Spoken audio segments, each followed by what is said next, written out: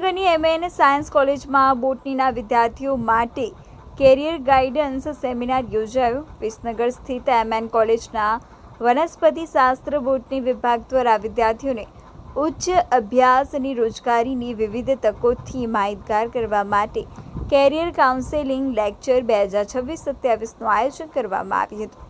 કાર્યક્રમની શરૂઆત દીપ પ્રાગટ્ય અને પ્રાર્થનાથી થઈ હતી।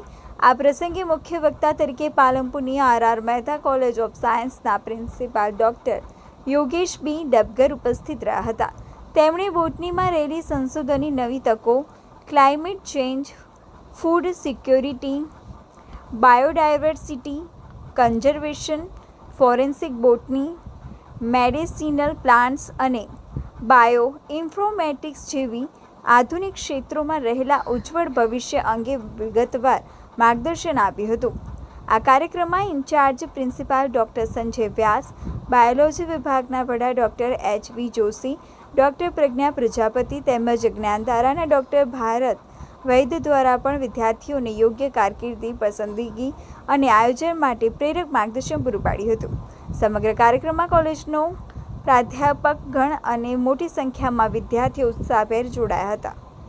એકદમ દાંત બધાદાર હશે અને ઘણા રાઉન્ડ પર ફરક પડતા હશે, તો જે રાઉન્ડ વધારે દાંત હશે ને જરા જાડી દેખાવાળા, તો એ વર્ષે વરસાદ વધારે હશે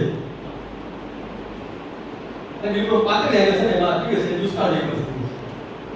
એટલે એન્યુઅલ રિંગ ઉપર ત્યાં બધા જ્યોતિષીઓ બધા જેને કહે કે વેદનો હોય છે ને પર જેને બધા પ્રકૃતિ નેચરલિસ્ટ આ પ્રેડિક્શન બધા આની ઉપરથી અને આધારે બાહ્ય બાહ્ય એમાં જે મધ્ય બાહ્ય એમાં જે અંતર બાહ્ય એમાં જે અંતરસ્તર એમાં જે પરિચક્ર એમાં જે પ્રાથમિક જલવાક એમાં જે પ્રાથમિક જલવાક એમાં જે દ્વિતીય જલવાક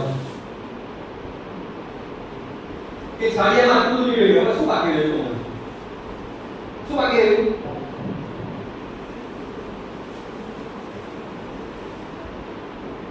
માત્ર બે ભાગો બાકી રહ્યા એટલે કે બે દ્વિતીય જલવાક અને પી એટલે મધ્ય।